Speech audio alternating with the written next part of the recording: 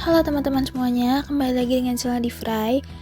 Hari ini kita akan unboxing sebuah paket yang berisi HT digital. Mari kita lihat isinya.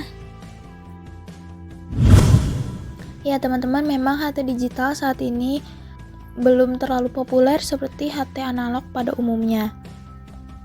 Namun nantinya HT digital akan menjadi HT yang umum digunakan oleh para breaker-breaker yang ada di dunia. Karena komunitas-komunitas HT digital pun sekarang sudah banyak yang berjamur di Indonesia. Contohnya di Jakarta.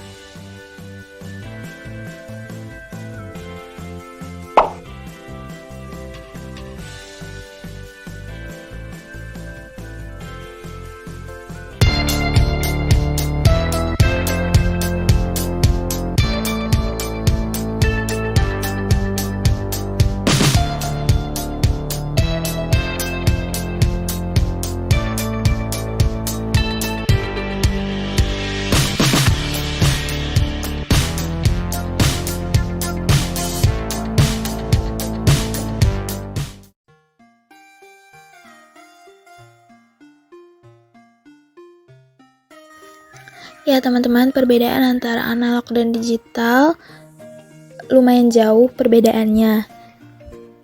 Sehingga memang banyak breaker-breaker yang masih perlu penyesuaian atau belajar lagi tentang HT digital ini. Dan yang pasti kalau yang digital harus memiliki callsign di Orari supaya bisa memancar di seluruh dunia. Karena dengan menggunakan internet, HT digital ini bisa memancar atau berkomunikasi dengan orang-orang di belahan dunia manapun dengan menggunakan yang disebut TG atau toll group. Toll group ini kita bisa daftar di internet gratis. Yang penting kita sudah punya callsign Orari, di situ kita tinggal masukin atau isi callsign kita. Karena Orari sendiri sudah internasional dan dia bekerja sama dengan Yaru. Nah, dengan kita mendaftar toll group di internet, kita bisa mendapatkan kode atau callsign toll group tersebut.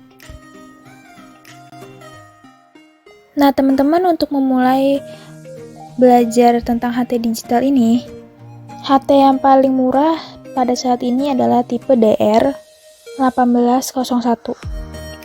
Dan ini harganya di bawah 1 jutaan. Dan masih menjadi HT yang paling murah yang ada di Indonesia.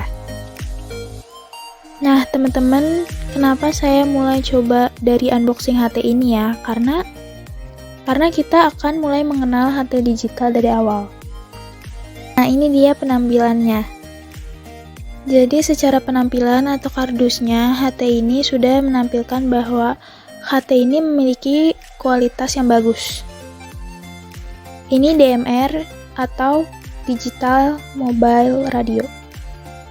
Nah ini spesifikasinya yang ada ya, bisa teman-teman baca. Yang pasti HT ini mempunyai 2 mode frekuensi, yaitu analog dan juga digital. Jadi analognya tetap ada dan teman-teman masih bisa menggunakan analognya seperti biasa. Tapi kalau kita mau lebih fokus ke digitalnya juga bisa. Nah ini buku manualnya, bisa dibaca ya walaupun hurufnya kecil-kecil. Kalau saya sendiri malas bacanya.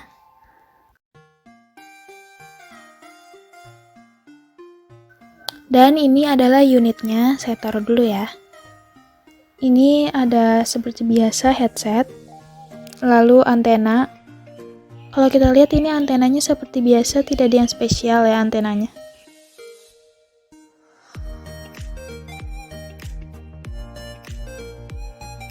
Lalu ada chargernya kecil dan mungil, sehingga bisa dibawa kemana-mana.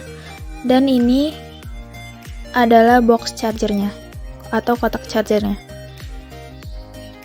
Oke, sudah kosong sepertinya. Oh ya, ini ada buat gantungannya ya.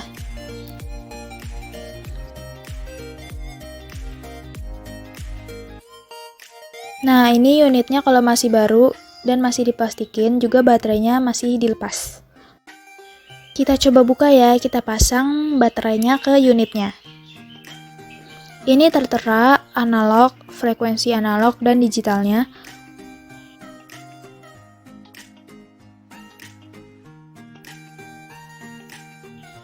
Untuk baterainya sendiri kita bisa lihat kapasitas baterainya nggak terlalu besar sih, tapi lumayan ya.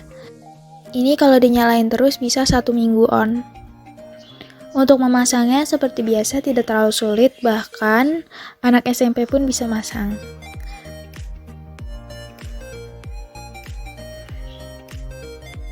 Oke, ini dia tampilannya ya teman-teman. Oke banget ya untuk HT digital ini. Secara kualitas bahan berbeda dengan Baofeng yang biasa atau yang analog ya, UV5R dan Baofeng pada umumnya.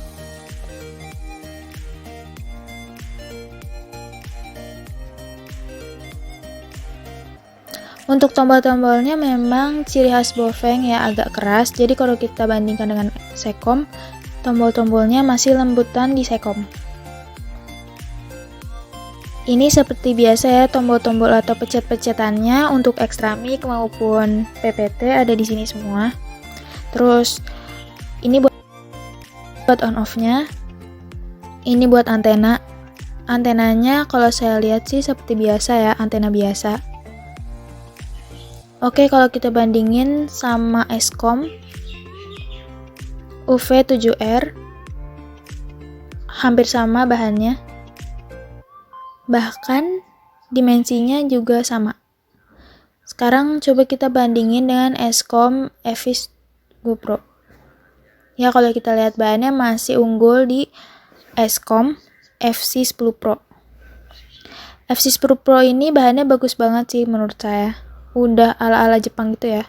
Kalau yang Baofeng masih ala-ala negara sana, Tiongkok. Oke, kita pasang antenanya. Seperti biasa pasangnya ya, nggak terlalu sulit. Tinggal diputar-putar aja.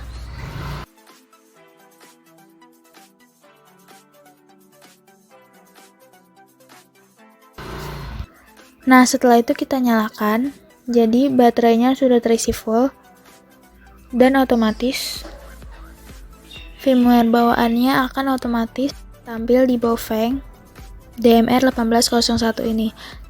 Jadi teman-teman, untuk firmware-nya ini masih original bawaannya dari Baofeng. Yang kemungkinan nanti setelah video ini akan saya ganti ke tipe firmware lain ya yang ada di internet yang mungkin lebih unggul dari Baofeng ini. Tapi sementara kita akan otak-atik menggunakan yang bawaannya dulu. Oke, kita kembali ke tombol-tombolnya ya. Ini tadi saya sempat pencet tombolnya, memang agak keras. Terus ini untuk mengatur volume. Untuk tombol-tombolnya sepertinya udah nggak usah dijelasin lagi ya, karena udah biasa menggunakan HT. Terus layarnya sudah menggunakan layar putih LED, walaupun dotnya masih besar, seperti Eskom yang tadi. Cuma pengaturan layarnya saya belum nemu karena tingkat kecerahannya tinggi sekali. Sehingga tadi kalau di layar teman-teman warnanya sangat silau ya. Seperti pada umumnya HT Baofeng, ini juga dia punya atas bawah, yaitu frekuensi yang atas dan juga yang bawah, sehingga HT ini bisa memonitor dua frekuensi, yaitu UHF dan VHF. Ini di analognya, untuk digitalnya nanti ya teman-teman. Ya, untuk tombolnya ini sama dengan Baofeng yang pada umumnya, sehingga teman-teman akan cepat untuk belajar.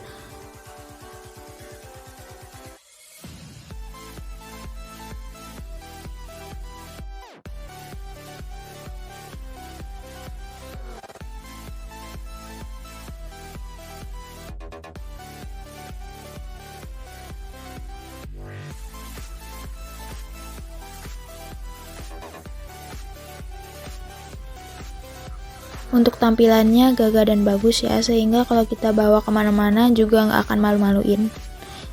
Sehingga kemungkinan tampang Baofeng UV5R akan kalah dengan tampang Baofeng yang ini ya, yang memang lebih keren sih. Oke teman-teman, demikian ya untuk unboxing HT Baofeng digital yang kemungkinan akan populer di Indonesia karena harga yang murah. 800 sampai 900 ribuan di toko online. Harganya masih seperti itu. Jadi buru-buru aja ya kalau mau beli ya, sambil belajar untuk menggunakan HT digital. Yang pasti secara tampilan HT Bofeng ini cukup menarik dan bagus sehingga recommended lah ya untuk dimilikin. Karena lumayan, walaupun kita belum bisa menggunakan HT digitalnya, minimal kita udah bisa menggunakan HT analognya. Wattnya ini sih saya ukur masih di 5-7 watt tergantung di baterainya. Terus mengenai HT digital, firmware-nya saya akan pertahankan dulu ya beberapa saat. Karena untuk upgrade sebenarnya nggak susah-susah banget sih, tapi penasaran juga sih sebenarnya. Untuk firmware bawaannya seperti apa kemampuannya. Nah, mungkin demikian teman-teman untuk unboxing HT Bofeng ini. Terima kasih sudah menonton dan jangan lupa untuk menonton video berikutnya. Jangan lupa untuk subscribe di channel ini.